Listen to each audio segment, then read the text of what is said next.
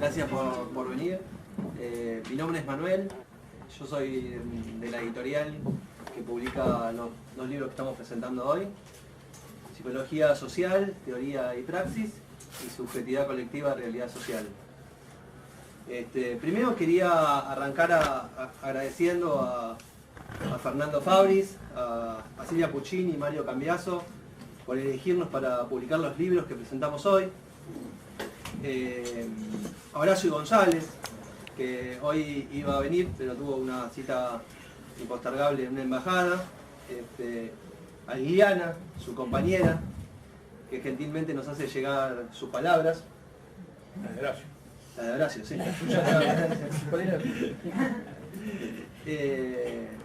Bueno, al Centro Cultural de la Cooperación por el espacio y al Observatorio de Culturas Políticas y Políticas Culturales, en especial al Chino Sanjurjo, que fue nuestro puente.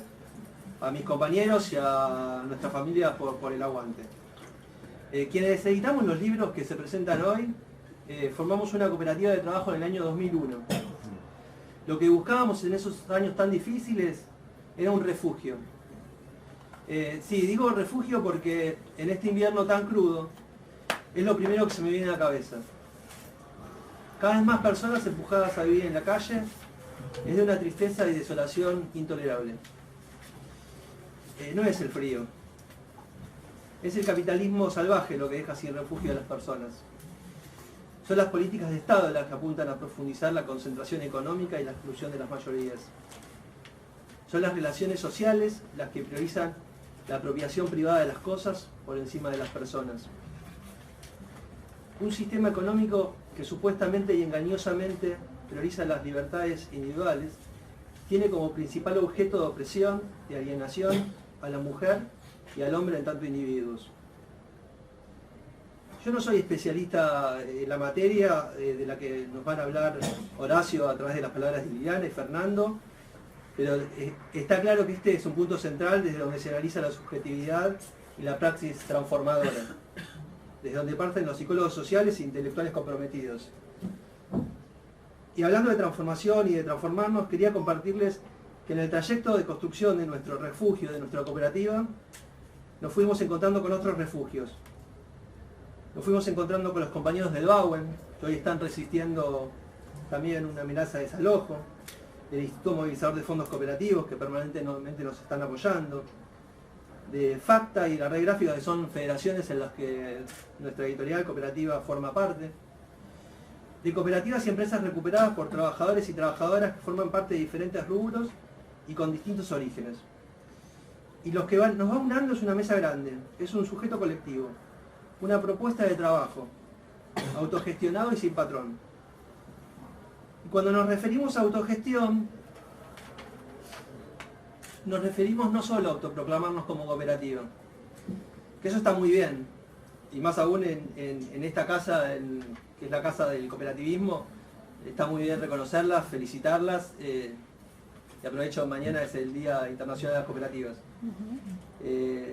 Decía, por autogestión de apropiarnos los trabajadores y trabajadoras del proceso de trabajo, transformar sus injustas reglas, aprender del otro, enseñar, compartir el conocimiento, crear, transformarnos a nosotros mismos. Perder el miedo a la libertad y liberarnos de las ataduras que nos dejaron en el mal lugar del mandar, obedecer, del crecimiento individual, del obrero que solo reproduce y acata. Y todas las acciones mencionadas, crear, recuperar, autogestionar, aprender, enseñar, trabajar, las vamos construyendo de forma colectiva. Y no solo el trabajo es lo que buscamos recuperar. Aparece en nuestros encuentros, en nuestras asambleas, lo que está detrás, lo principal. Lo que nosotros buscamos es recuperarnos a nosotros mismos y construir otra forma de relaciones entre hombres y mujeres.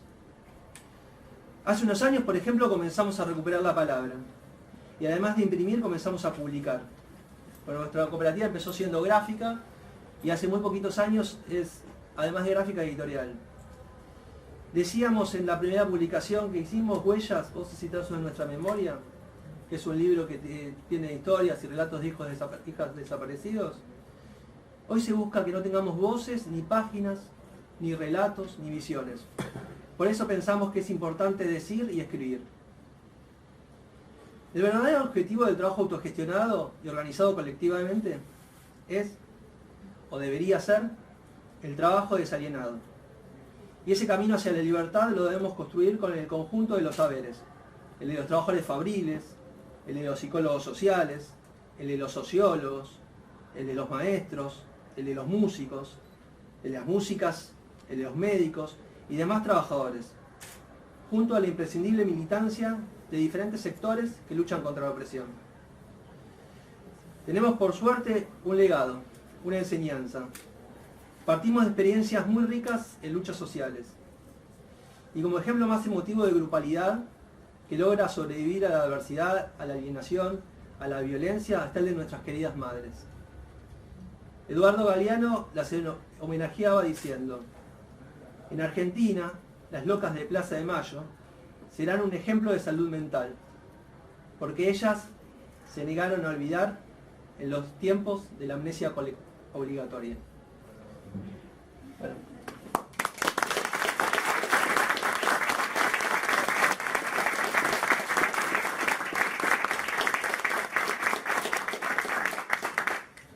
Sigan ustedes. César, quería contar un poco de dónde venía la editorial, en qué espacio se movía y disculpe que lo hice leyendo, pero me digas, resulta más fácil, no estoy muy acostumbrado a la palabra.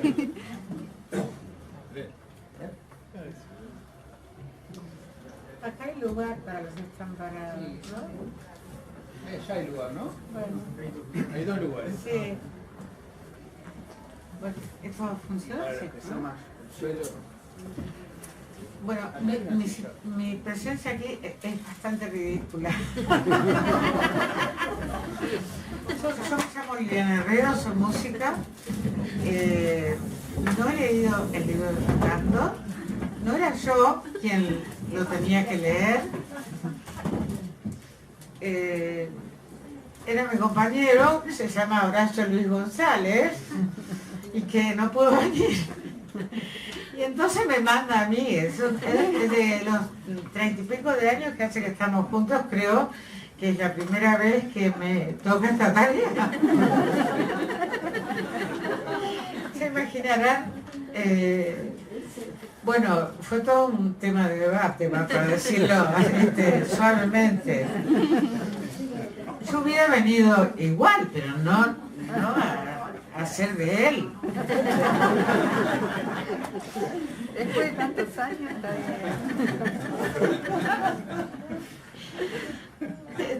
creo que este es el único debate que no habíamos tenido. Entonces. Qué desastre. Bueno, entonces Fernando, yo voy a leer, dice que Horacio habla, es larguero en las mesas redondas. Había un amigo que siempre decía, Horacio no es que va a las mesas redondas, él es la pata de una mesa redonda. Bueno, desde que lo conozco, he concurrido a miles, ya ni recuerdo a cuántas mesas redondas y presentaciones de libros, etc. Bueno, lo único que me tranquiliza es que Fernando sabía que él no podía venir, por lo menos él tuvo la valentía de decir, y dije yo voy, pero por favor, decíselo. Para mí era un doble honor. Sí, no, El pero- texto, porque fue muy reciente. El texto de Horacio y la presencia de Liliana. Por favor. Yo la verdad que espero leerlo, bueno, así como es larguero, y un poco largo, pero yo lo voy a leer. Pero no son letras chiquitas, son bastante grandes para que yo... Bueno. El texto de Horacio se llama Una ética de la intervención. Hace muchos años que Fernando Fabris es una referencia fundamental para la promoción y resguardo del legado de Enrique Pichon Rivière. En este libro se prosiguen sus afanes de ser fieles a un legado como de renovarlo a la luz de nuevos escritos y perspectivas de trabajo. Como siempre, se trata de considerar las notas esenciales de un pasaje, el del individuo a la sociedad. Si se trata de un pasaje, será necesario entonces estudiar cómo esa supuesta polaridad entre el sujeto autónomo y la sociedad como totalidad concreta muestran sus verdaderos rostros. Ni el individuo puede ser otra cosa que los diferentes órdenes de psiquismo que actúan en él, inhibiendo esa autonomía que nunca podrá ser transparente, ni la sociedad deja de mostrar a cada momento sus fisuras reales o imaginarias, en donde habita tanto un individuo truncado como la imposibilidad que ella sea vista alguna vez como un todo integrado. Es necesario entonces encontrar el secreto por el cual la relación del individuo con la sociedad no es una suma, un acoplamiento o un acuerdo a la manera de un contrato social donde se equilibran el todo y las partes. Buena parte de la sociología del siglo XX encontró la respuesta en el concepto de internalización, donde la sociedad nunca era forastera de la conciencia individual y producía en ella resultados no causales, sino reacciones que podían ser clasificadas según el grado de mayor o menor cohesión social. Por ejemplo, el suicidio, que indicaba menos las características subjetivas que una predisposición estadística, que era el fundamento final con que se manifestaban los hechos sociales. La psicología social surge como una respuesta a la sospecha de que el peso de la explicación de por qué hay sujetos recaía en la supremacía orgánica de la formación social. De ahí que conceptos aparentemente aleatorios, como el de tarea, surgieran para resolver los visos dramáticos de la relación sujeto individual y sujeto colectivo, en el sentido de otorgarle una filosofía de la praxis a ser estudiada como la creación vínculos donde se develan las distintas posiciones del sujeto en el grupo. Evidentemente, el concepto de tarea tiene un sesgo metodológico. Ya estamos aquí en medio de un procedimiento que descubre en el grupo un conjunto de latencias expresivas donde no coinciden los papeles formales con las cargas implícitas que permanecen sin ser elaboradas. Sin tarea, todo grupo permanece solamente porque lo liga una oscura promesa de revelar sus vínculos efectivos. Pero eso no sucede. La tarea así habla de la experiencia del coordinador del grupo, una figura exterior y a la vez interna del grupo, que junto a otros operadores hacen de sus intervenciones como de sus abstenciones a intervenir, un campo de significados del cual podrá extraerse una novedad, un emergente. Aquí está implicado un pensamiento sobre el grupo, que no se define ni como comunidad ni como sociedad, según las tradiciones sociológicas. Al contrario, se trata del campo específico de la psicología social, donde el grupo... Perdón, me puso un acento, González, pero no debe ser con acento. Al contrario, dice, se trata del campo específico de la psicología social, donde el grupo, entiendo, es un campo de conflictos que no se quiere que permanezcan siempre protegidos por la forma maciza de la comunidad, ni en un estado de conflicto que no comprende su ley interna, como en el caso de la sociedad. Fabris declara el amplio arco de influencias que guía su pensamiento y su método, que además de Pichon-Rivière es preciso buscarlo en las páginas que escribieron Sartre sobre la formación y disolución de grupos y series en la crítica de la razón dialéctica y en las contribuciones de George Smith en sus estudios sobre el otro generalizado. Esto lleva a considerar que todo grupo ya posee una praxis y esta supone la entremezcla de distintos grados de conciencia e interpretación sobre las mismas situaciones. de modo que el grupo es situacionalmente uno en su conformación manifiesta y trabado por numerosas inscripciones no declaradas en sus planos más sumergidos. Por lo tanto, la existencia del grupo, sus distintos grados de conciencia y el llamado que se procesa para que en él actúe el psicólogo social son las distintas escenas de una praxis con distintos momentos de involucramiento en la teoría. Los tramos más elocuentes del libro de Fernando Fabris se refieren a las intrincadas relaciones entre teoría y praxis, dado que en la larga trayectoria de sus conceptos nunca pueden pensarse como una escisión real, pues ambos conviven y se sumergen uno en el otro de una manera a la vez dialéctica. Esto permite designar la pareja teoría y praxis en otros niveles, que entonces pueden presentarse como el de una práctica teórica o el de una teoría en acción. Esto último es lo que parece pertenecer más ampliamente al campo pichoniano, pues el mundo práctico supone corporalidad, erotismo, imaginación y registros arcaicos, tal como lo formula Fabris.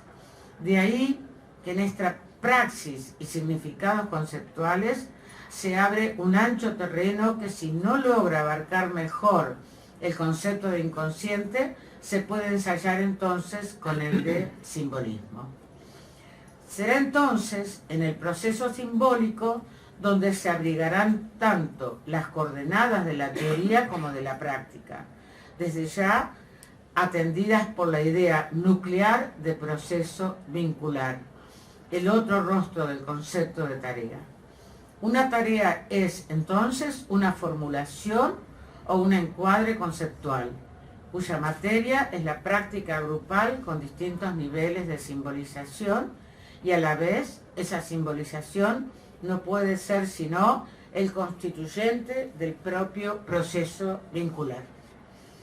Es en este momento de la fusión entre los elementos latentes del grupo y su simbolización práctico-teórica donde puede advenir lo que Pichon llamaba el instante poético. Ese instante único y quizás irrepresentable, pero del cual todos saben que es lo que emerge de modo singular, original y liberador, no siendo nunca independiente la de la operación que, venida desde afuera, se convierte entonces en la nueva alma grupal, desapareciendo entonces como operación exógena.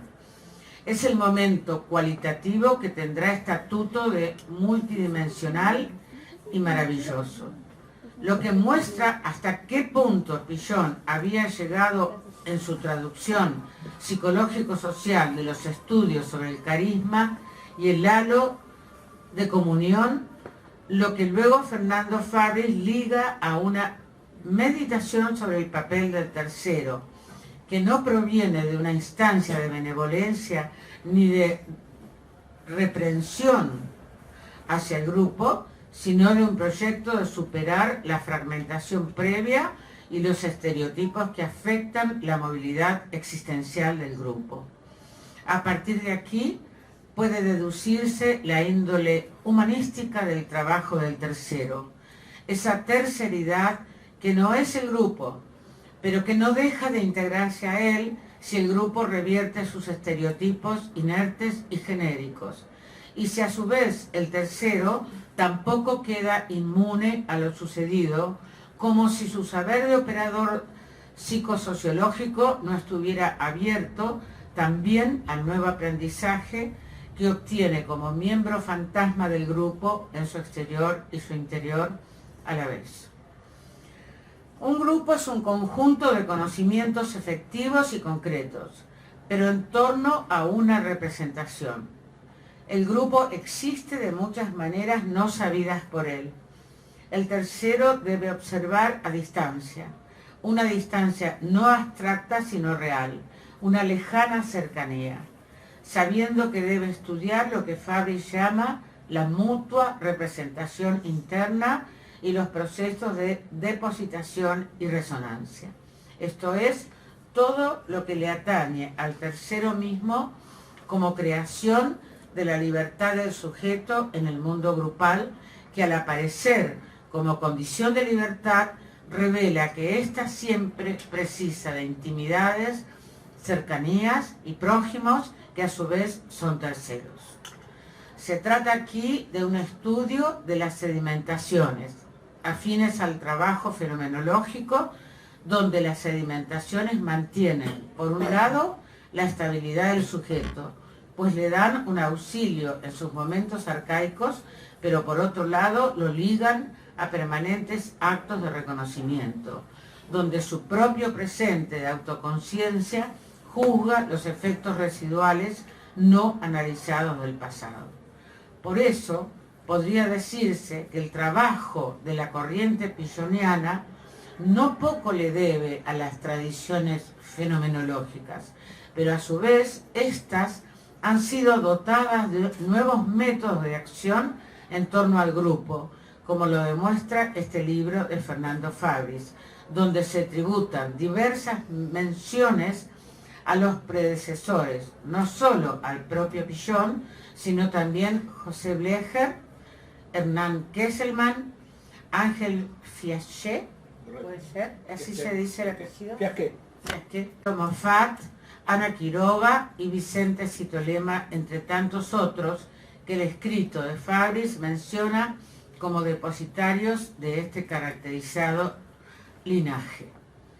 No falta en este libro la mención a Aldo Pellegrini, poeta surrealista de gran influencia en los años en que Pillon impartió sus lecciones, donde una comunidad de pensamiento podía caracterizarse tanto por la atención prestada a lo siniestro en tanto arcaísmo amenazante, como de la conversión en esos materiales arcaicos en la superación de lo siniestro. Lo maravilloso sería así una suerte de estilo del pensamiento en el que nunca se abandona lo arcaico, pero éste es sometido a un trabajo o a una tarea de descubrimiento de sus potencialidades grupales, por las cuales hacer del grupo un acto de praxis teórica significa entrar al estadio de reconocimiento de sus lógicas explícitas y ocultas. Así se revelará bajo otras dimensiones el papel del líder, del auxiliar del líder o del saboteador, y ninguna de esas figuras sugiere la de un grupo expulsivo, sino que el grupo se constituye verdaderamente cuando ellas son reconocidas e incluso el saboteador, junto al resto, queda integrado a otro contexto operativo, donde su papel ya ha cambiado y aunque sea de una manera negativa, ha demostrado su pertinencia. Pero el surrealismo, al postular el método de que la conciencia profunda barre ella misma los obstáculos que impiden manifestarse como quiere, debe convivir con la inevitable compañía de otro método que no deja creer tan libremente en los automatismos de la conciencia. Es así que se presenta en la aventura del método que trata Fabris la cuestión de lo abstracto y lo concreto en sus relaciones mutuas.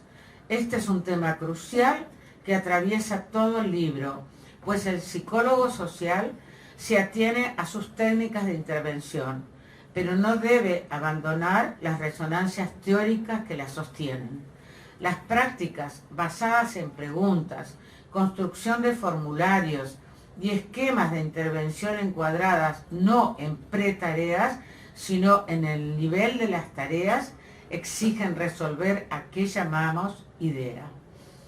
Una definición adecuada no lleva al idealismo, sino al pensamiento de lo concreto, y en este caso Fabris recurre a los escritos de Marx sobre el método, datados en 1857, donde su respuesta a qué significa pensar recorre el camino de lo abstracto a lo concreto, para volver a lo concreto enriquecido, ya con la posibilidad de comprender las multiplicidades sin abandonar el modo en que son lo concreto como síntesis de lo múltiple.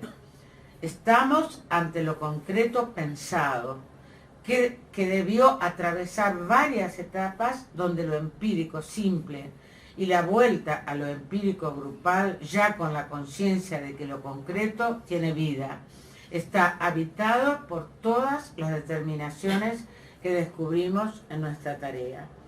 Y de este modo, esta partió de unas multitudes de hechos amorfos para fijarse luego en un encuadre que es concreto, porque posee vidas múltiples.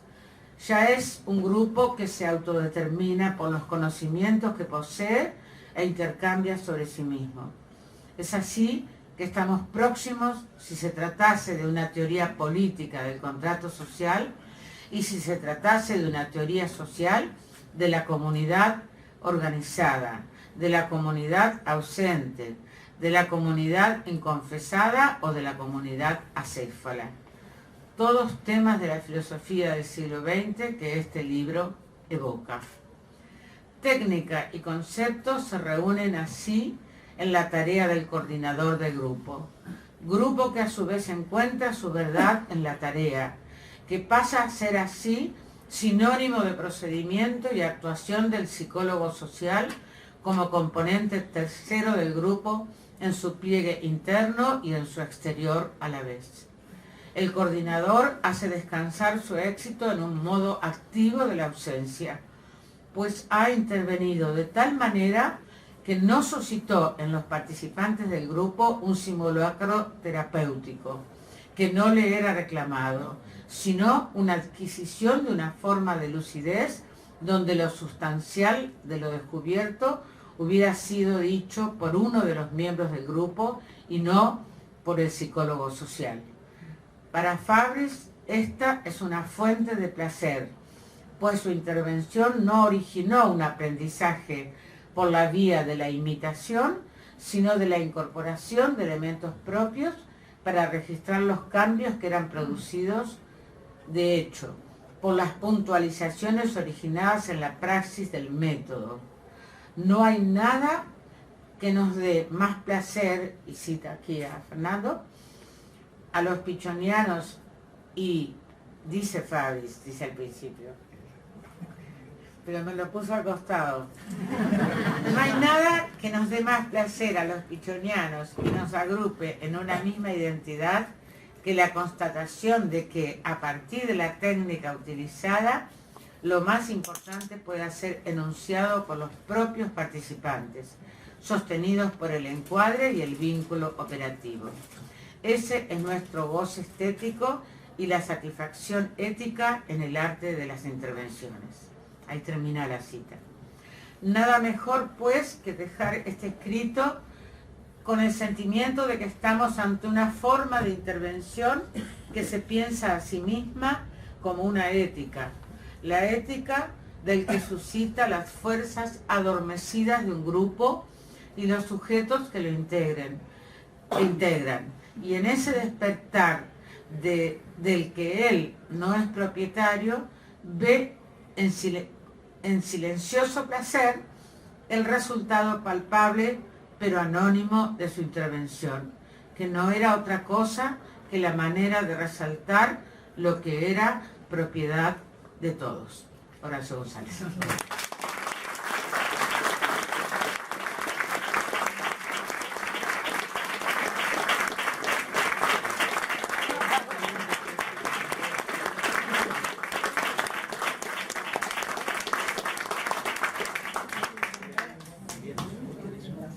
No, ya no, por favor. Bueno, lo leí con dificultad porque hay cosas que entiendo y otras que no. Pero bueno, esto también se puede trasladar a la vida de las parejas. Esperemos que no tanto. No, Esperemos que Horacio no le toque cantar. Que no toque cantar. Bueno, alguna vez tendrá que aprender para sustituir. Claro. Algarroba, algarroba. La verdad que es un lujo, o sea, un texto de Horacio leído por Liliana, con la voz de Liliana. No sé qué me gusta, no sé qué me gusta más, así que lo leo Horacio. Bueno. Lo peor es que me daba indicaciones. Antes de irse, me dice, léelo con énfasis.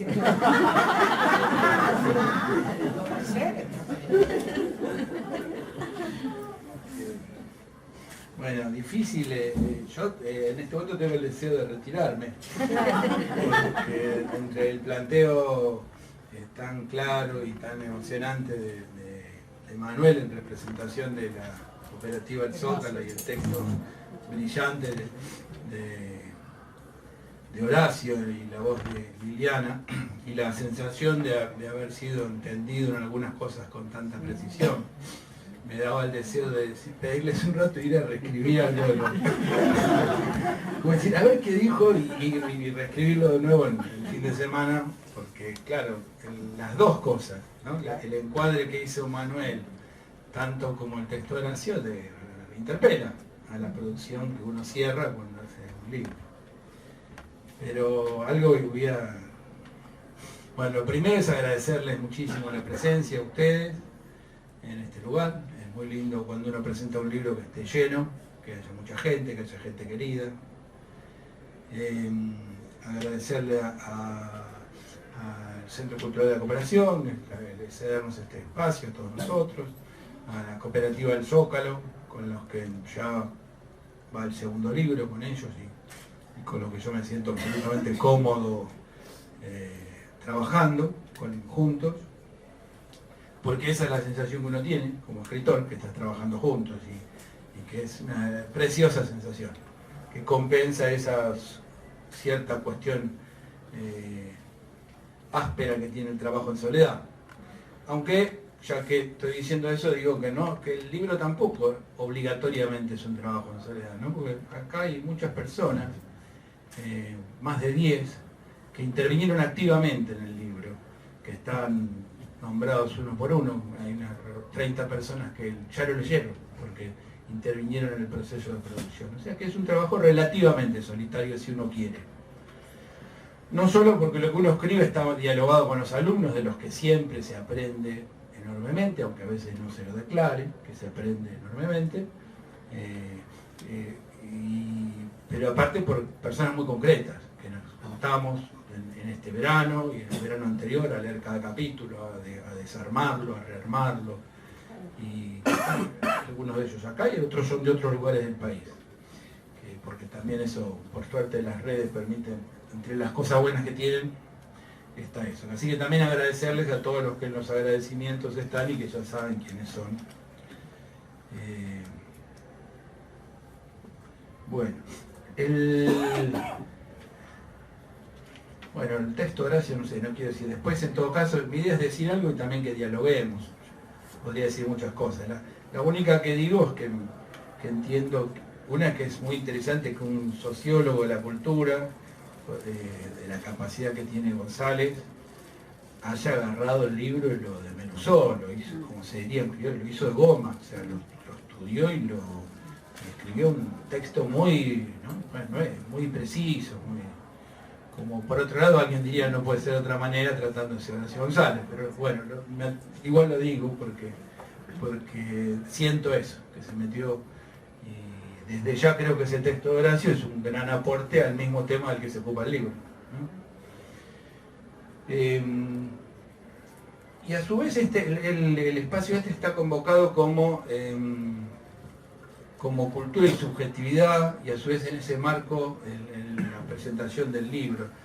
Manuel, con Manuel Azurmendi, con quien coordina, dirige la cooperativa del Zócalo, encuadró muy bien algo clave que yo tenía pensado decir, que es un tiempo en el cual es imposible, sí, todos los tiempos lo son, pero hay algunos que con más insistencia que otros, no esclarecer las características del contexto sociohistórico, porque aprieta como pocas veces, ¿no? Porque angustia como pocas veces, todos sabemos lo del frío, por decirlo de estos tigas nomás, ¿no? La escena espantosa del frío desprotegido.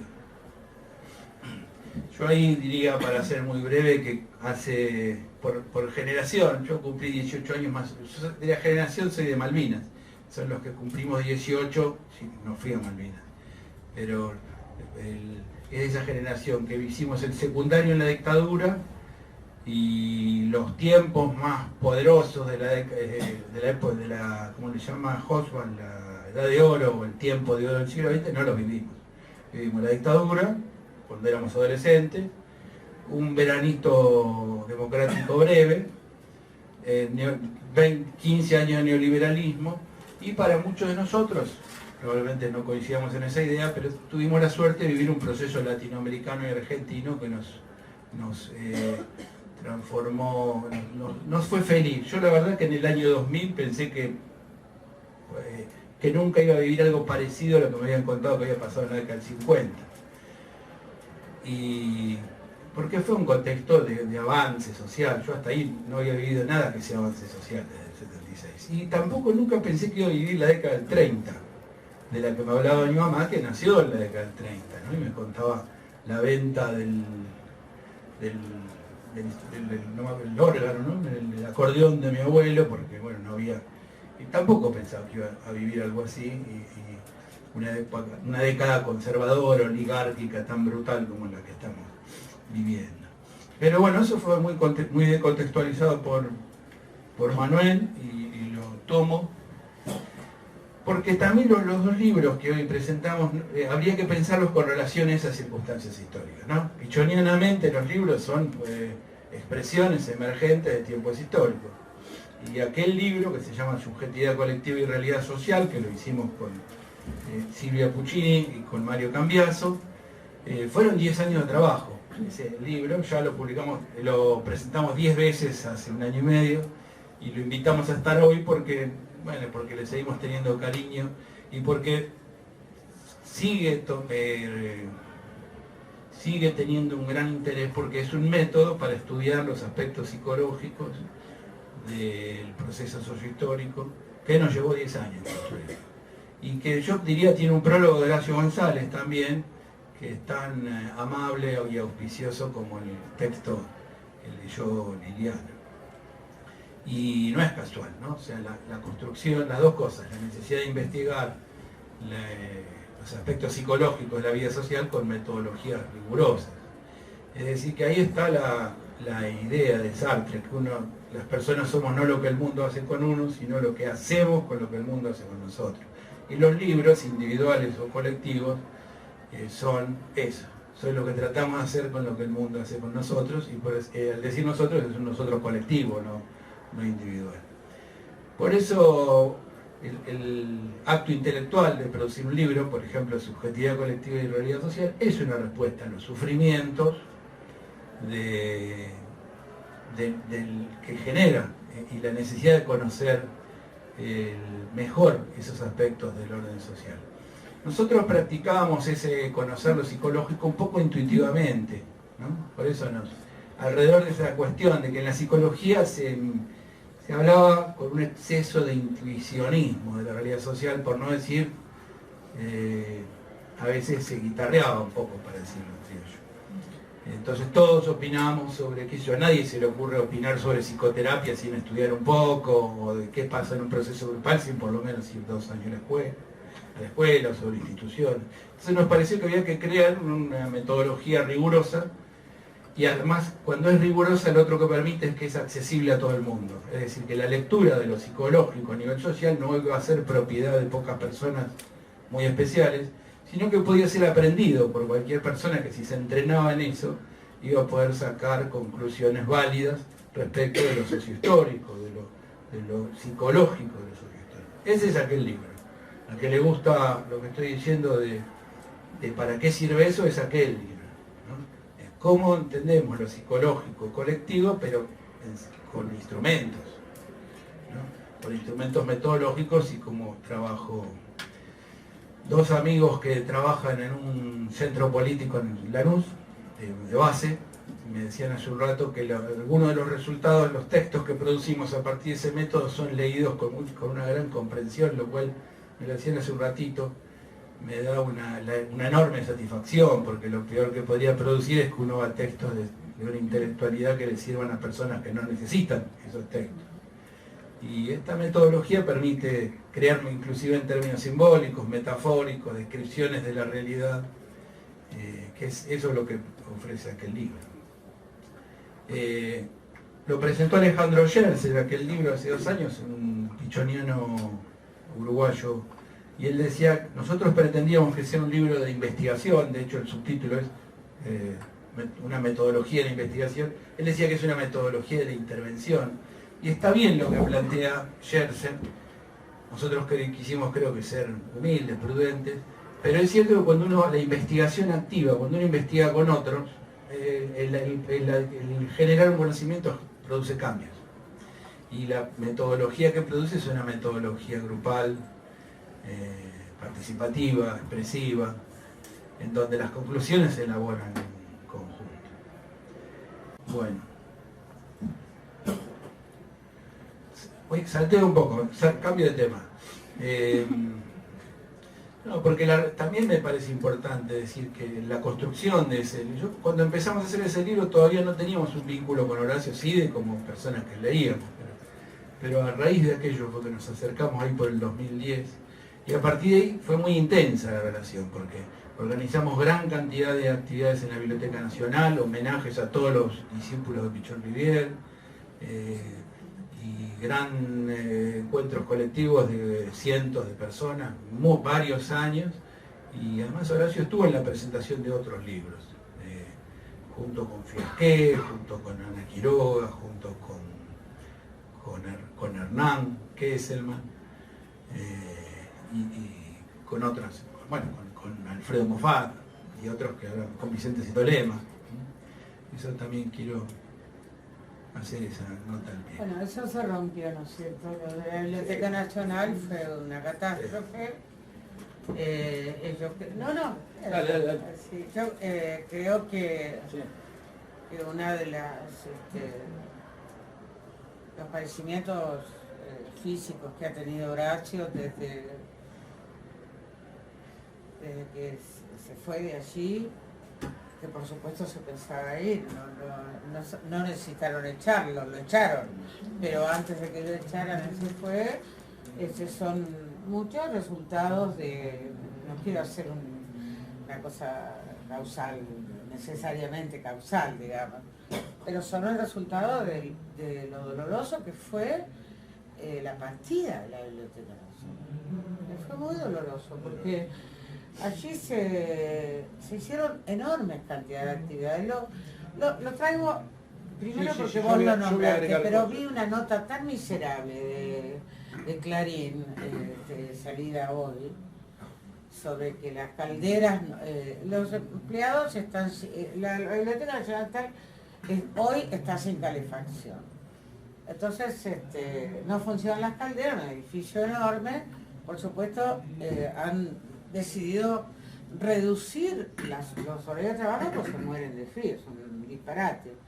Y entonces el argumento de Clarín es que esto viene de González, la vida toda, porque pero eso primero es absolutamente falso, y después que no hubo ningún mantenimiento de eso y fue un abandono total, y todos los proyectos, el Museo de la Lengua y el Libro, lo que se editaba, Mangel, el que vino después, que trajo el macrismo, decía, ¿cómo una biblioteca va a editar? ¿Pero por qué no? O sea, qué disparate, ¿no? ¿Cómo va a editar libros? Tiene que tener libros y tiene que guardar el tesoro de nuestra memoria bibliográfica, digamos, como la guarda, y además se editaron discos, se encontraron partituras.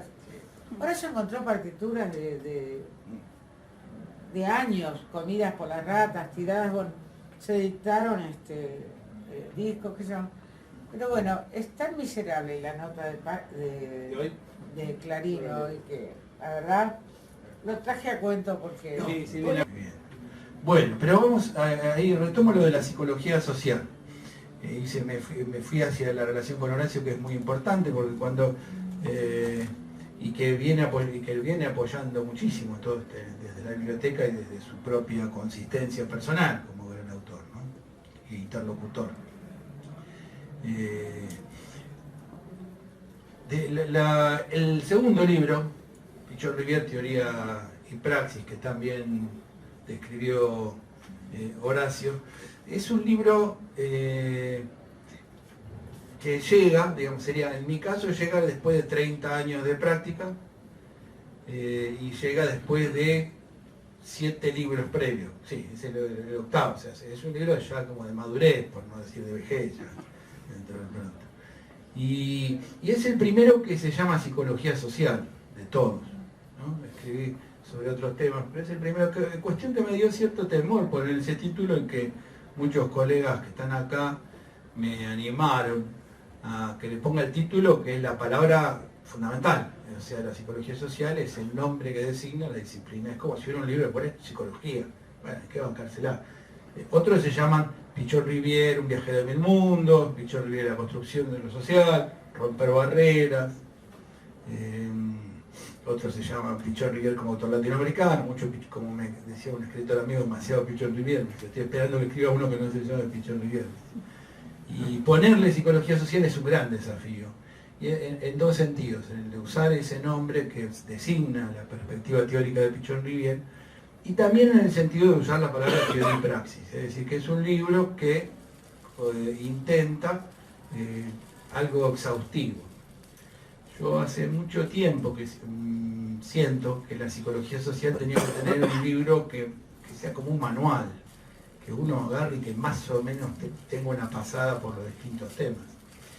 Y la dispersión es muy romántica, de fichas y cosas por aquí y por allá, la construcción artesanal de cada uno, pero me parecía que había que intentar obras que junten los distintos problemas con los que nos encontramos, sobre todo cuando nos formamos en psicología social, y que junten aparte las cosas que siempre tenemos dudas. Es decir, quien recorre la psicología social durante 10 años, 20 años, en mi caso 30 años, sin sumarle todos los de formación, hay cosas que siempre que nunca se entienden, que siempre nunca se entienden, que se discuten sin llegar a buenos puertos. Entonces es un libro que intenta eso. O sea, a mí me gustaría que quienes lo lean vean si es un libro para discrepar también, porque da respuestas a esas cosas sobre las que siempre se discute, por ejemplo, el concepto de tarea, que me parece que Horacio lo encontró consistente por todo lo que agregó a lo que yo había dicho, ¿no? Que el famoso estamos en tarea, no estamos en tarea, y entender que la tarea en Pichon Rivière tiene una densidad existencial y práctica enorme. Cuestión que siempre queda en duda, si es así o no es así. Y se va a ideas de tarea que lindan con el misticismo de la iluminación o con un empirismo estrecho como de lo pragmático, filosofía con la cual Pichon Rivière no desdeñaba, pero tampoco era en la que se ubicaba, ¿no? El pragmatismo o el empirismo no estaba en ese terreno. Lo mismo el tema del vínculo, concepto que yo hace 4 o 5 años, me acuerdo que tomando un café con Ana Quiroga le decía, con quien siempre charlo lo que voy encontrando, le decía, me parece que los vínculos, más que relaciones, que estructuras, son procesos, y que tenemos que designarlos de algún modo, que eso quede claro, porque para mí es un obstáculo pensar los vínculos como estructuras y no como devenires. Si los grupos son procesos grupales, nosotros no pensamos que el grupo es como una especie de corset estructural que nos tiene, aunque lo es, que nos tiene maniatados. Lo vemos como procesos, como devenires, como zigzag. ¿Por qué los vínculos, concepto clave que funda la psicología social junto con otros en el año 1956, junto con Portavoz, junto con Emergente, por qué los vemos como de ese modo, como como estructuras, sino como vicisitudes vinculares. Y los vínculos que tenemos hablan más de movimientos que de cosas que se reiteran en modo estructural, sin negar esos otros aspectos estructurales. Entonces hay todo otro capítulo en el libro que habla de eso, que intenta... Porque si no estamos en el campo de la psicología social, pasa, y ahí, no sé por qué le cuento a Liliana, como si fuera un interlocutor especial de este tema, por algún motivo me sale contarle, nos pasa que estamos buscando procesos de integración en los grupos que hace décadas que no ocurren más. O sea, como si fuera la imagen de una estructura social que ya no existe y que probablemente no vaya a existir más. Porque no es porque estamos en un tiempo de disgregación que lo estamos y de decadencia que lo estamos a nivel mundial, ¿no? Después de 40 años de neoliberalismo y posmodernidad, me animo a decir que estamos en un tiempo de decadencia, aunque en los tiempos de decadencia se inventan cosas las que van a dar vuelta a esa decadencia.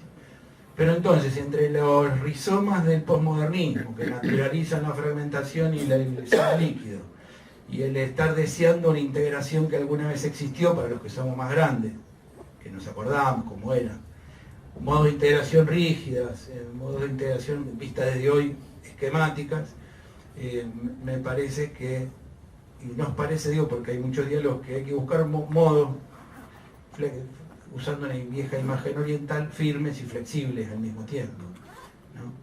Cambiando que la firmeza no es rigidez, como diría, esto es muy antiguo, tiene miles de años, ¿no? Firmeza no es rigidez y flexibilidad no es dispersión de fragmentos.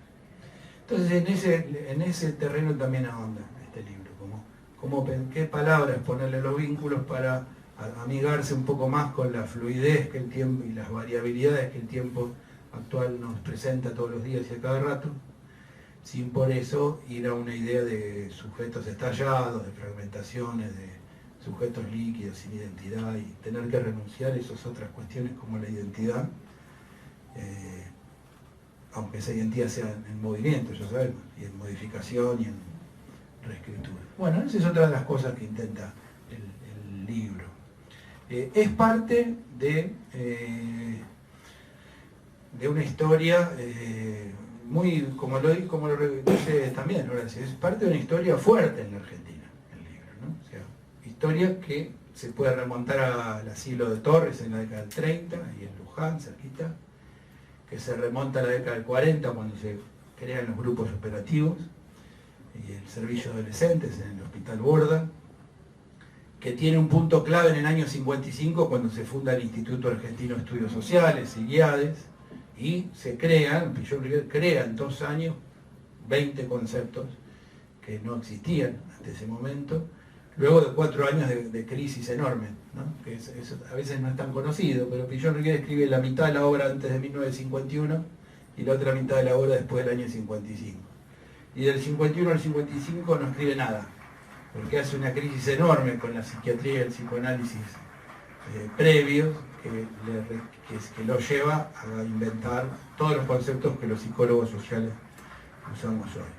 Esa historia sigue: primera escuela de psiquiatría, primera escuela de psiquiatría social, primera escuela privada de psicología social, toda la multiplicación de escuelas en la época de la dictadura, ¿no?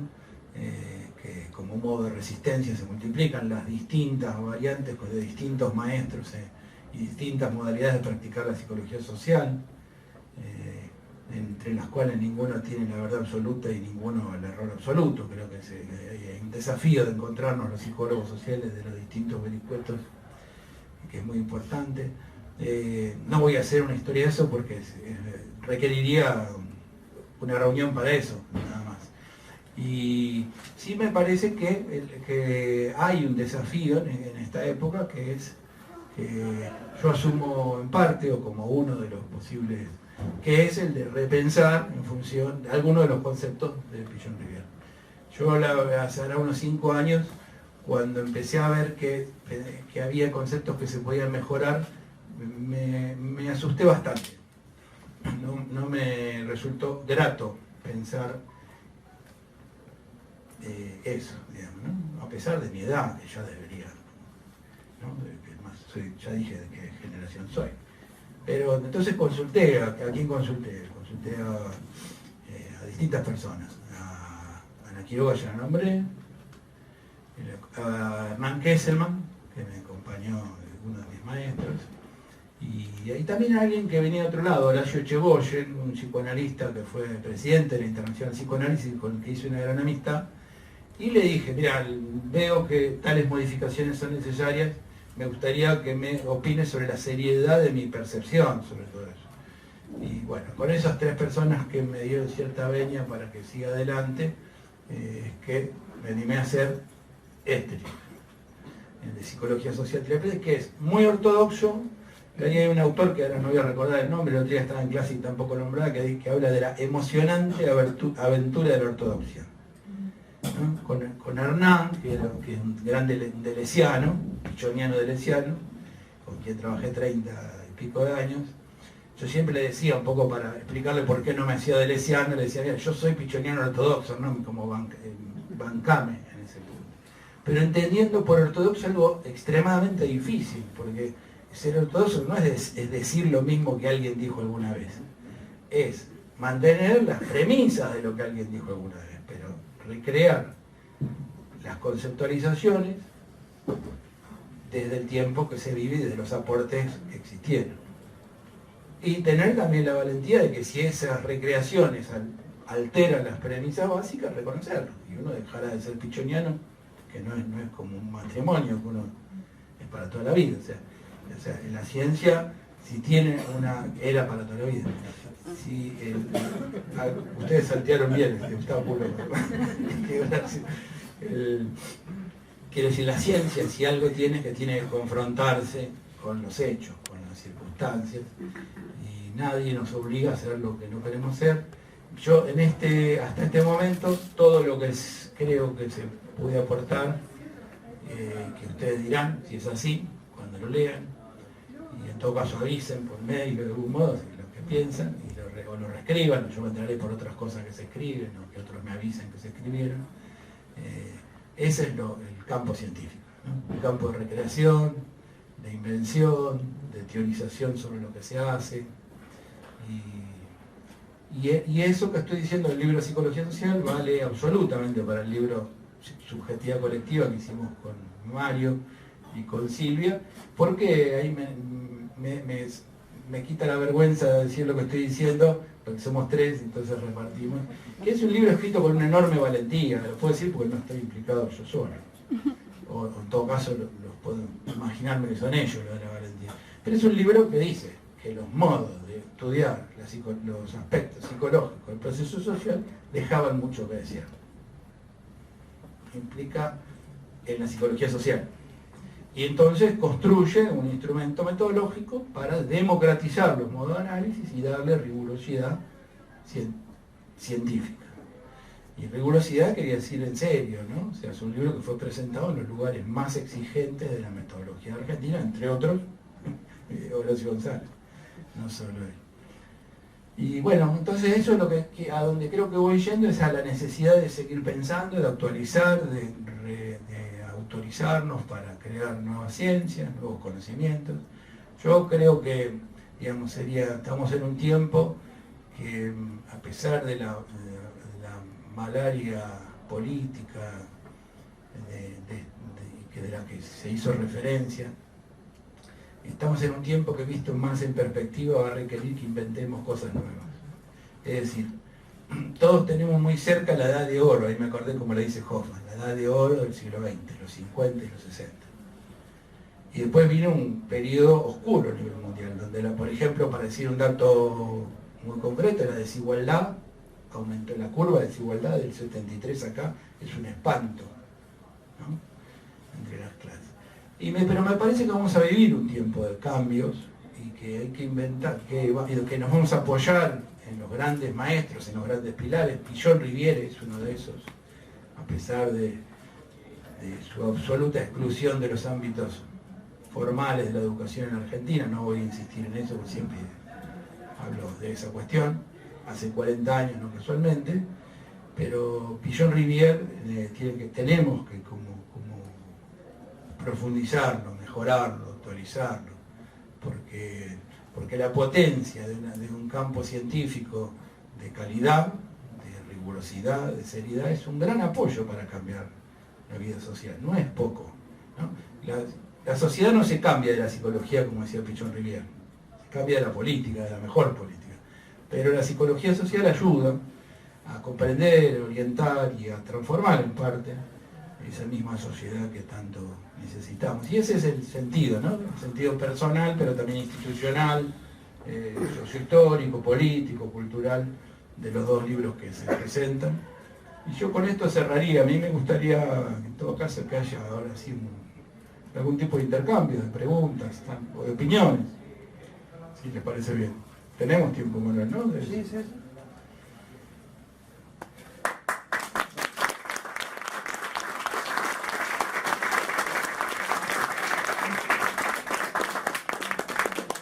Como decía que a mí se me ocurre y asociaba recién, Fernando, como que desde algún lugar los libros se cruzan, no solamente por esto que planteas, sino en los contenidos, sí, porque vos eras también parte de ser uno de los autores, pero hay conceptos que me parece que en subjetividad colectiva se nombran y se toman o se amplían en tu libro, ¿no? Que has editado Psicología Social, Teoría y Práctica, ¿no? En esa línea que comenzaste hace muchos años y que bueno, ahora seguís pateando día a día y que bueno, en algún momento nos invitaste a Mario y a mí a participar. Eso es lo que me resonaba, ¿no? Que hay una continuidad en muchos de los contenidos, de las opiniones y en esto de, bueno, cómo la psicología social está muy relacionada con la cultura, lo cotidiano, las relaciones sociales, institucionales, comunitarias, como decía. Eso quería aportar. Volviendo al libro, Fernando, creo que toda presentación de un libro es auspiciosa, es un festejo, pero hay diferentes formas de festejo, ¿no? Hay festejos que son solo narcisísticos y hay otros, como planteaste vos, que es la invitación a pensarlo desde una perspectiva colectiva, desde una perspectiva crítica, y de una perspectiva que permita transformar algo de lo instituido. No puedo hablar de este libro porque lo desconozco. Me enteré el otro viernes que presentaba. Compartimos una mesa. Compartimos una mesa. Cuando estábamos en una mesa, pero opino que, bueno, como transito esta disciplina, siempre me he puesto como premisa que no puedo hablar de los colegas que han escrito una ficha o han escrito un libro si primero no lo leí, ¿no? Porque más allá de pensar que, como decía de Fillon, a diferencia de otros autores que tienen otros recorridos que eran pesimistas, y en el caso de él no lo ve así, también creo que en el histórico social de los últimos 20 años, varias veces, y creo que nosotros estuvimos juntos en una mesa que organicé, me preguntaba si los psicólogos sociales éramos agrupables. Porque también ¿Agrupables o no? Sí, si somos agrupables, o sea, nosotros que nos dedicamos a la grupalidad, si en realidad somos agrupables. Y creo que Predomina la dispersión. creo que hubo una marca ahí al comienzo, fin de la dictadura, comienzo de la democracia, donde había una fuerte incidencia de las escuelas, donde las escuelas te decían si eras bueno o malo. No, entonces, recuerdo en APRA, lo APRA estaba Hipólito Yrigoyen, un taller del cuadro comunitario y cada uno se presentaba, entonces uno decían a otro, ¿de dónde sos? Porque no se conocían otras cosas. Es como, creo que en esto, ¿por qué lo planteo en función de lo que estás presentando? Porque creo que el tema es este, volver a brevar, volver a redefinir, volver a discutir y volver a tener la humildad entre pares de que alguno puede hacer un aporte más allá de las horas de vuelo que tenga otro. Pero para eso primero hay que leer. Capaz que en eso me sonó la palabra ortodoxa. Yo no fui ortodoxo ni con Perón, ni hace 40 y pico de años. Es muy difícil ser ortodoxo. No, correcto. Sí, sí. Pero lo que digo es dejar de ser ortodoxos de las escuelas y tratar en algún momento de pensar cómo podemos entre todos pensar una psicología social que pegue un salto de calidad. Y por eso es que festejo y quise estar en esta presentación. Está muy bueno. Claro, no es un acto. Bueno, yo igual para mí, hago una nota al pie de lo que decías, la ortodoxia respecto de la obra de Pichon Rivière, de ninguna escuela, o de todas. ¿Se entiende? El pensamiento, nadie se le ocurriría No te pensar... lo dije a vos. No, pero yo quiero decirlo, yo no es Sí. por tampoco te digo.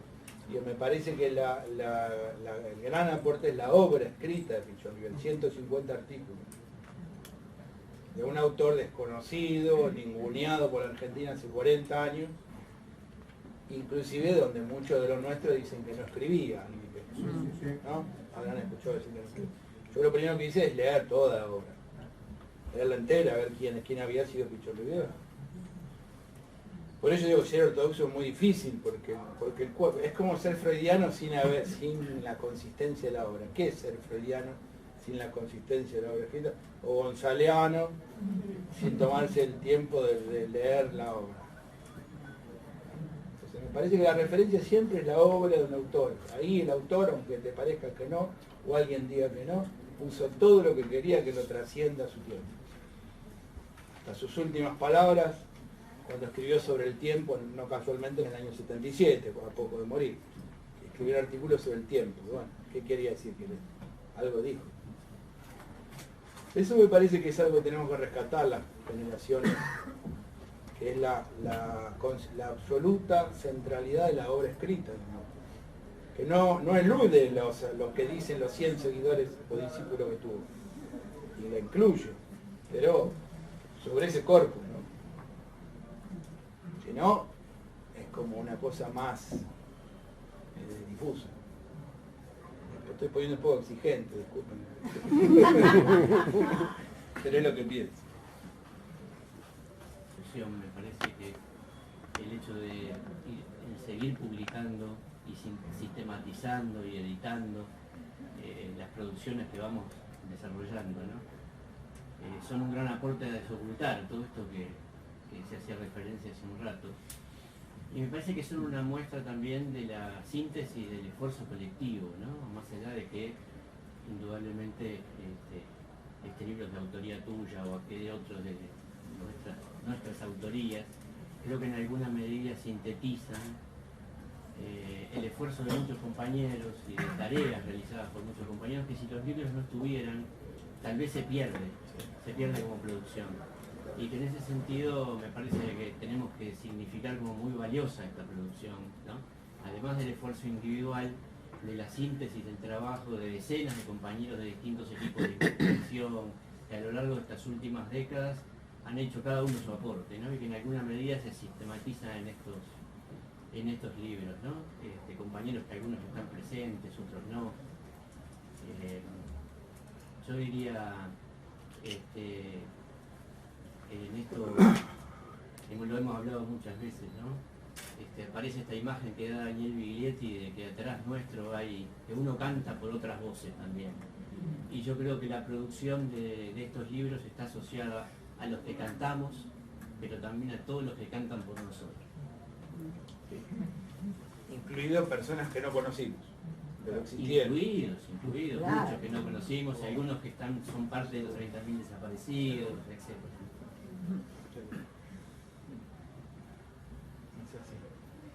Así decía Daniel, Allá hay- sí, así decía Daniel. Dale, allá. Bueno, yo hace como 8 o 10 años que empecé el camino de la psicología social, y cuando empecé arranqué porque en realidad mi militancia requería de herramientas que yo sentía que no tenía para intervenir. Y la verdad que lo que me pasa ahora, como 8 o 10 años después, sigo estudiando, sigo vinculada a la psicología social, soy psicóloga social. No me cuestiono demasiado bien desde qué teoría, ni sí soy pichoniana, pero no me cuestiono mucho porque soy pichoniana, soy marxista, soy zapatista, soy guevarista, soy qué sé yo, un montón de cuestiones que hacen a mi formación.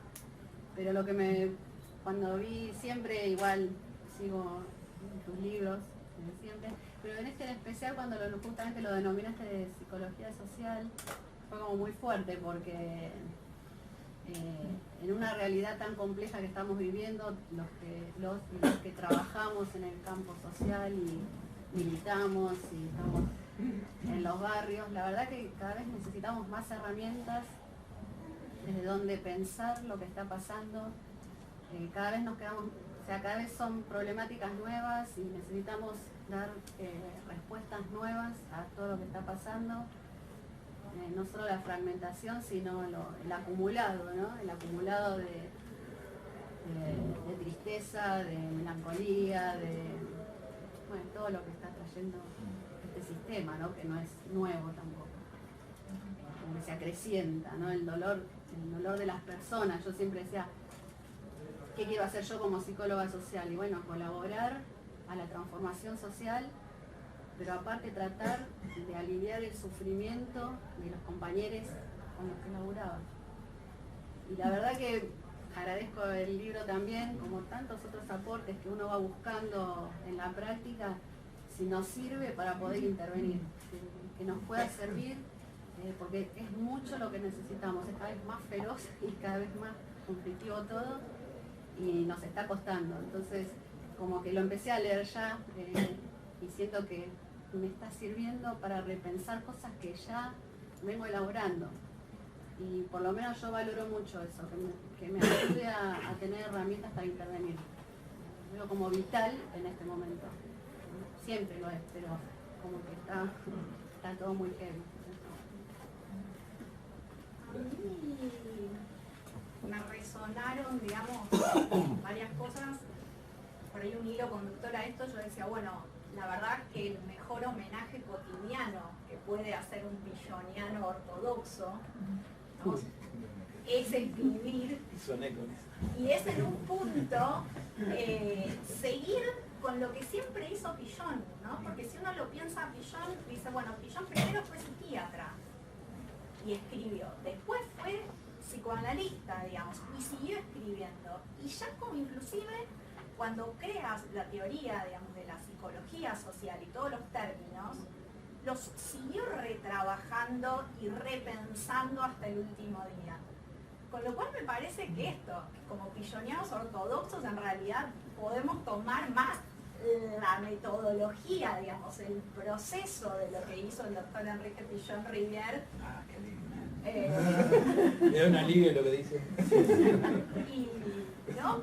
Porque claro, me parece que eso fue. Es como cuando Heráclito dice, lo único, hay algo que es permanente, que nunca cambia, el cambio, el movimiento, ¿no? Eso es el ortodoxo. Pilloniano ortodoxo es eso. Está reinventando siempre desde cierto principio. Yo pensaba, porque yo leí el libro y lo voy a decir como lectora, bueno, Pillon Rivière está, sobre todo en psicología social, está desde la primera hasta la última página.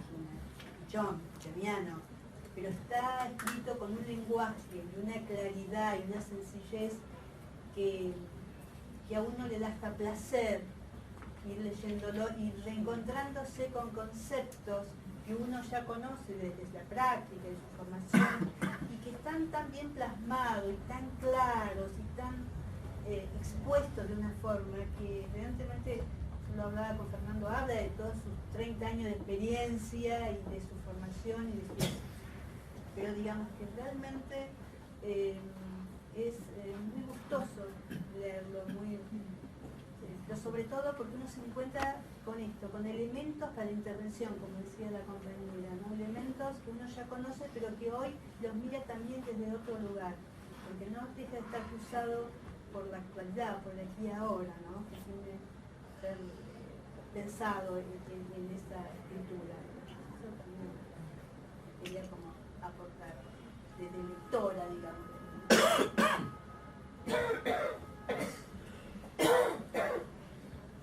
O sea, lo tiene que comprar y leer. Se estaba anotando.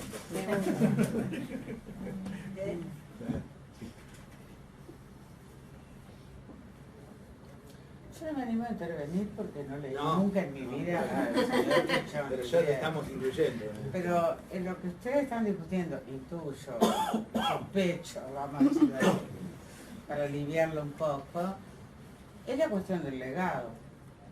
Están discutiendo la relación histórica con las cosas.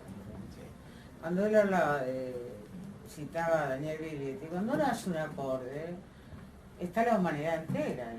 Uno tiene que haber escuchado mucha música para... Entonces, aunque no esté citado, está. Entonces, no hay un punto cero de la historia, no existe el punto cero de la historia. No existe, excepto una tragedia griega. A mí me encanta la tragedia griega, no lo puedo evitar, porque eso es grande, eso es pre-filosofía, digamos que no impone la razón, sino la tensión. Y a mí me gusta más la idea de la tensión en el arte que la idea de la fusión o de la cordialidad o de la facilidad. Yo no lo celebro la simpleza y la claridad. La música y las teorías son complejas, son complejas. Hay, para ser ortodoxo, como dice él, que entiendo que se refirió a esto, hay que haber leído una obra. En ese sentido, sí, habla de la ortodoxia, solo no en el sentido de obediencia de vida. No hay obediencia de vida, no puede haberla, no debe haberla. En relación al arte, ni en relación a la política, ni en relación a las teorías, ni en relación a la vida de las personas que hoy, como decís vos, no sabemos cómo intervenir. ¿Pero por qué? Porque hay un tejido moral que se ha roto, que se ha resquebrajado. Está absolutamente resquebrajado. Entonces, ¿qué debemos hacer? Agarrar las puntas de un mismo lazo, ver si podemos unir. El otro lazo no se alcanza nunca. Por eso lo seguimos intentando, me parece a mí. Por eso seguimos interviniendo, por eso seguimos intentando reconstruir. Y eso me parece que es un motor de la acción enorme. Por ejemplo, en el caso de los legados, ¿cómo tomar un legado? Ese es un pensamiento para mí maravilloso en las teorías y en la música, ¿no? En el arte. ¿Y cómo lo haces vos? En el arte. Bueno, yo sé, ¿cómo lo pensás? no puedo pensar, a ver, vamos a ponerlo en términos muy específicos, muy prácticos. Tampoco me gusta esa palabra, pero yo no puedo cantar como si no hubiera cantado Mercedes Sosa. No se puede cantar como si no hubiera cantado, para poner un solo ejemplo. Pero hay que ir en contra de Mercedes Sosa. Eso es lo que yo puedo decir. ¿Qué quiere decir en contra de Mercedes Sosa? Quiere decir, sin ella nada, pero mímesis con ella no. En ese proceso de sin ella nada, si es que es un proceso, no sé, uno va amasando algo que ni siquiera percibe con toda claridad, que es un estilo.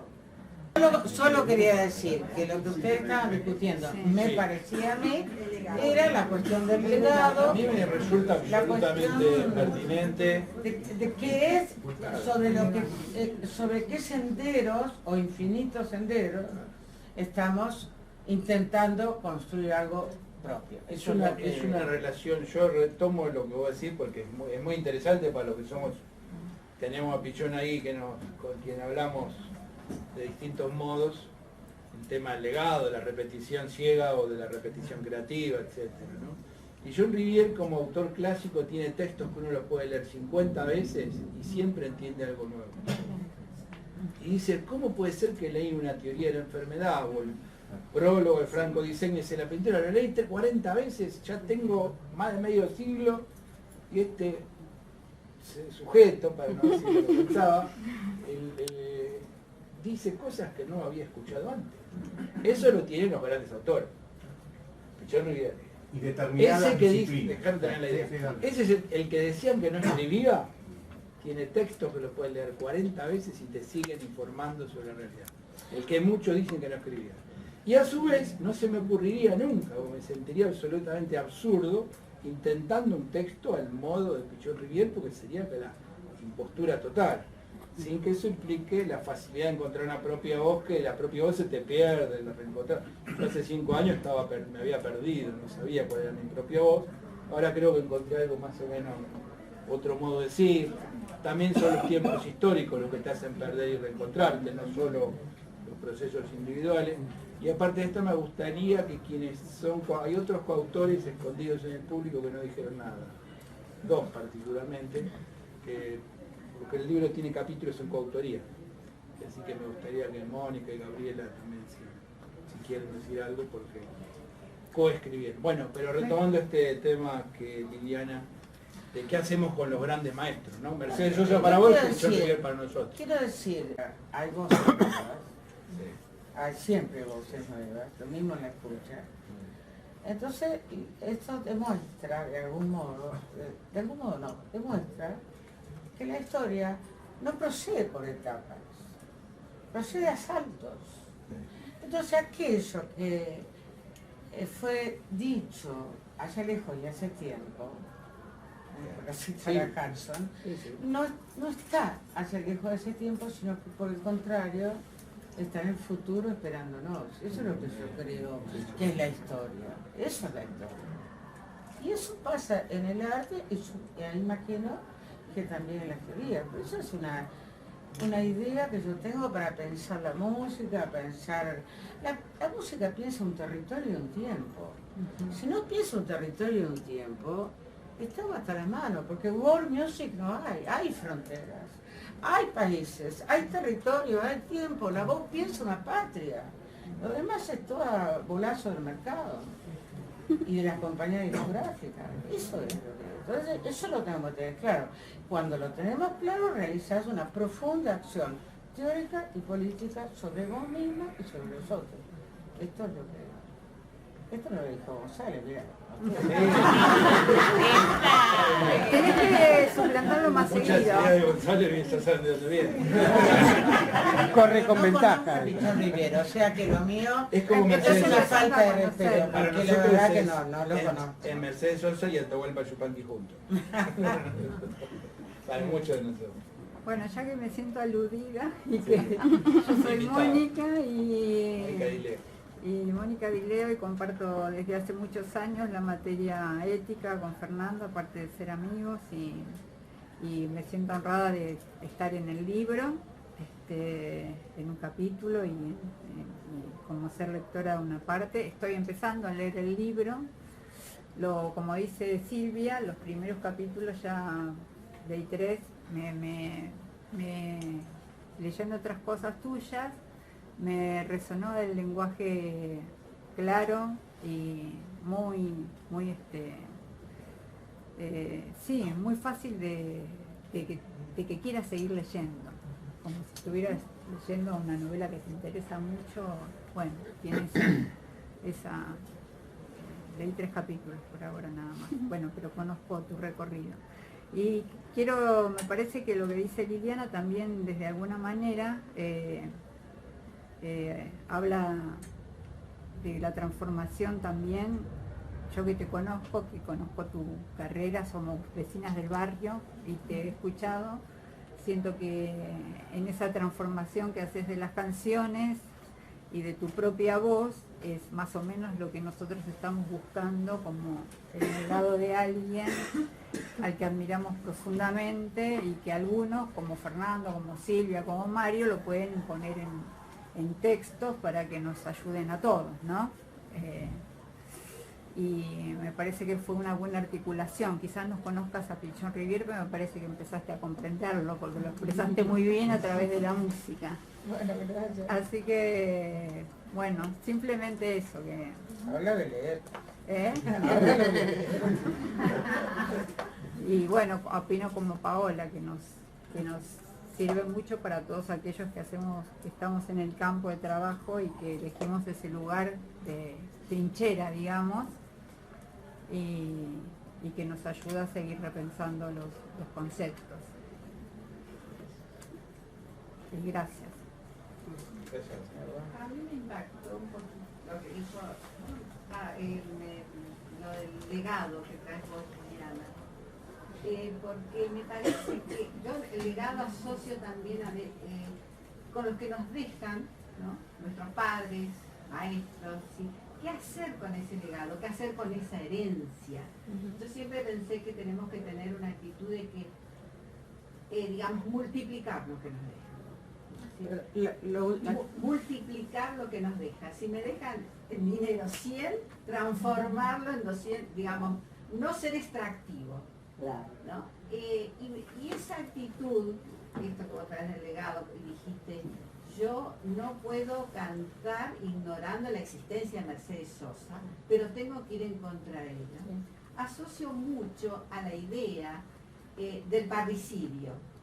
Claro. Viñas traía mucho, David Viñas, del parricidio, ¿no? Es decir, en el sentido de no ir de matar al padre, al maestro, en el sentido de poder producir y tomar el camino, esto que nos deja, porque si no rompemos, me parece que es imposible que avancemos, ¿no?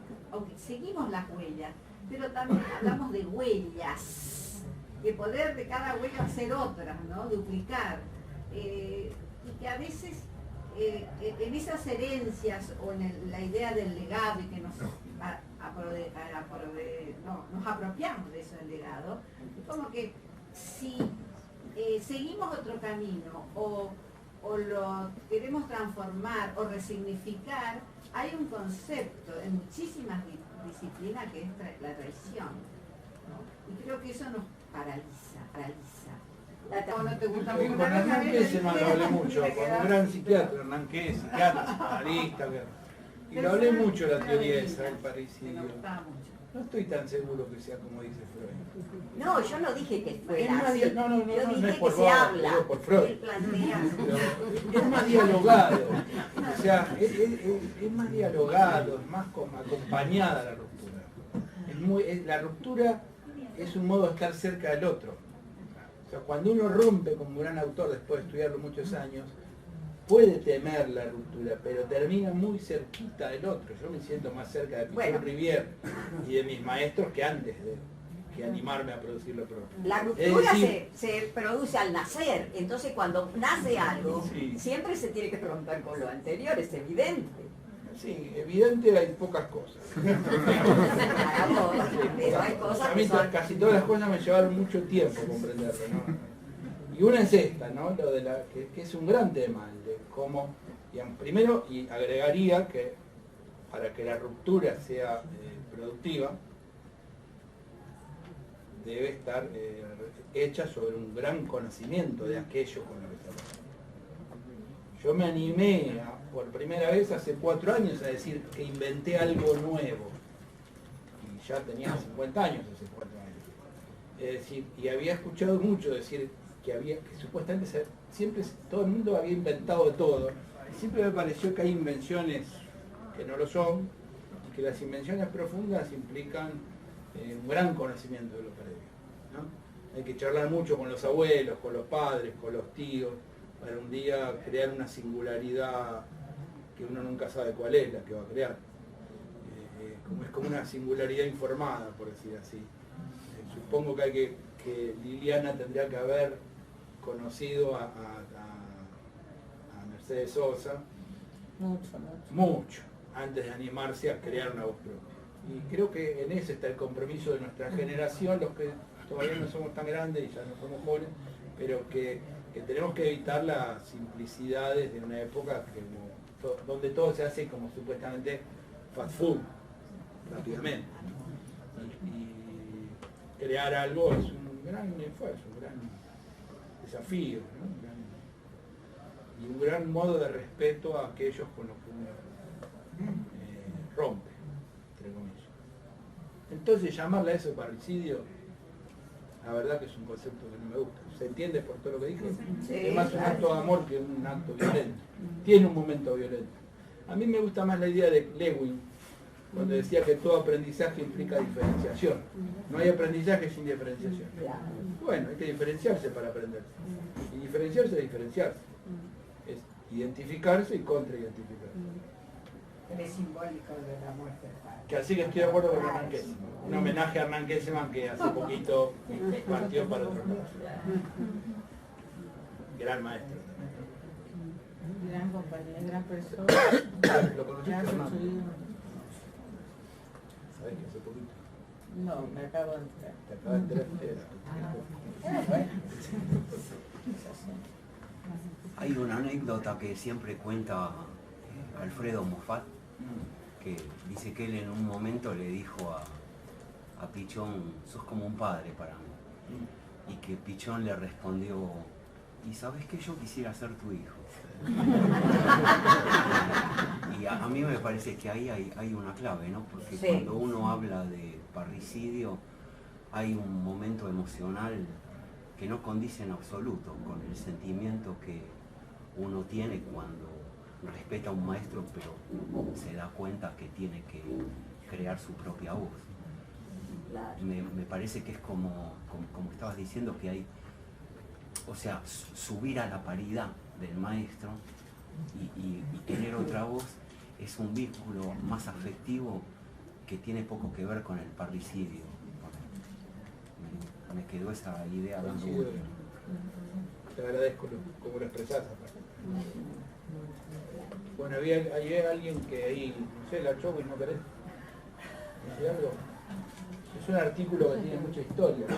Participa la Chowi, que es otra de las... Ya voy a quedar muy mal si no digo algo. No. Sí. El artículo se llama cinética. La cinética es una técnica que inventaron unos ingenieros en la década del 50. A vos te va a encantar, la verdad yo no la leí. Y no es muy conocida. Y con Puccini y con la Chowiz hace unos años escribimos un artículo porque es una de esas técnicas que cuando la usás siempre da buen resultado. Hay pocas cosas que siempre dan buen resultado.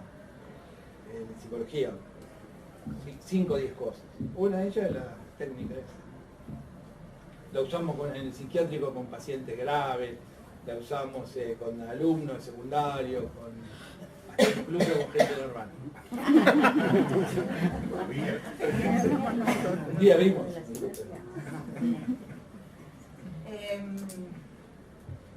No sé mucho qué decir después de todo lo que he escuchado. Me encantaría cantar algo, pero soy pésima cantando. Nadie es pésimo.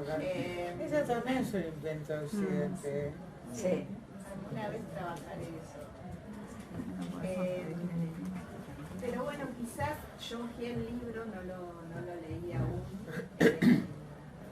Sí me dio la sensación, hojeando el índice y leyendo algunos títulos, que teníamos la oportunidad con este libro de darle otro contenido a algunos conceptos que dentro de la psicología social a veces repetimos vacíamente, diría yo, ¿no? Por lo menos esa es mi sensación. Como hago analogía con esto de encontrar la propia voz, ¿no? La propia voz en el terreno y en el territorio, la propia voz en el animarse y la valentía de producir y reinventar, y de encontrarle la vuelta a conceptos centrales como tarea, por ejemplo, que es tan útil al momento de trabajar desde la psicología social, al momento de intervenir, al pensar una ética de la psicología social, porque nos ubica en el aquí y ahora y en la situación concreta. Para usar un concepto un poco agradable, pero ya que se dijeron palabras tan lindas, diría que este libro nos va a ayudar a no mear fuera del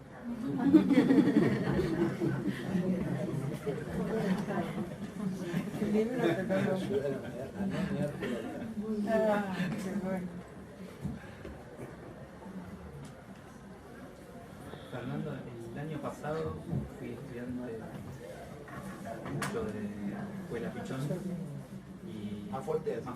Sí.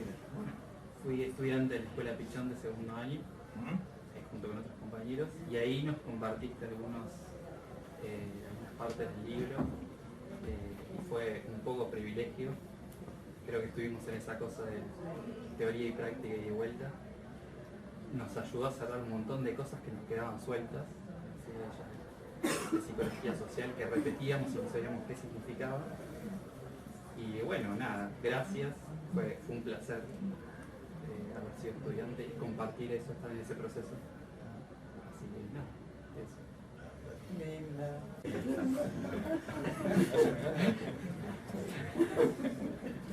No, pero te lo dice Tengo alguien muy sospecho que joven está y bueno. es muy hermoso eso. Otro piropo. Quiere decir que, no, te lo he dicho a alguien muy joven. Sí, sí. Y eso quiere decir, no, quiere decir algo. ¿Qué es esta nebulosa? No sabemos qué están pensando los jóvenes. No sé qué están pensando, pero hay algo que, una pequeña certeza, como decir, muy pocas cosas sabemos que resultan, en muy pocas cosas tenemos pequeñas certezas. Pero cada acción que realizamos, si la pensamos, tampoco sé si esto lo decía hace el señor Pichón, si lo pensamos como una construcción de comunidad. La música es una construcción de comunidad. El arte es una construcción de comunidad. A diferencia de las teorías están en el tiempo y una teoría posterior puede ser superadora de otra anterior. En el arte no hay progreso, en el arte. Siempre el arte se está como dando vueltas sobre un círculo, que es una pregunta fundamental sobre un sonido o la condición humana. Pero me perdí. No, lo de construcción de comunidades. La construcción de comunidad, porque fíjese, un ejemplo tonto, pero tiene mucho que ver. Cuando el mercado, aliado con los medios, es una alianza fatal, letal del mundo, o sea, letal, piensa un concierto de una cantante, ponele. La cantante va adelante y los músicos van atrás. ¿Han notado eso? Sí. Es notable. Es notable. O sea, la cantante es acompañada y los músicos son acompañadores. Pues yo creo que es una falacia extraordinaria. Creo que me estaba recordando algo que decía Horacio ahí, que vos planteaste del texto del coordinador. Claro. Entonces, yo creo que es una falacia, primero jerárquica. Y después, que es un bolazo. Porque, excepto que seas una cantante que no escuchás la instrumentación, el acorde. Bueno, ahí está hasta las manos. Ahí está hasta las manos. Entonces, es una conversación. La música es una conversación. Es un diálogo. Hasta que se arma algo. Un espacio abierto, digamos, en donde nos pueden encontrar y resistir juntos, ¿no? O sea, es la idea, me parece, que subyace a todo esto. No, y me parece, es digno de mención que hace 2 horas que estamos hablando. Es una presentación de un libro en general, a la hora vos estás podrido. Me parece que se creó algo, ¿no? Por lo menos yo lo pasé bien, no sé ustedes. Muy bien. Nos falta un ratito de la oración del remanso. Sí. Parecía, podemos terminar con una tonada. Bueno, Liliana. y antes de la tonada quiero decir, no sé si debo decirlo o no, pero la editorial El Zócalo son gente excepcional. Quiero decirlo,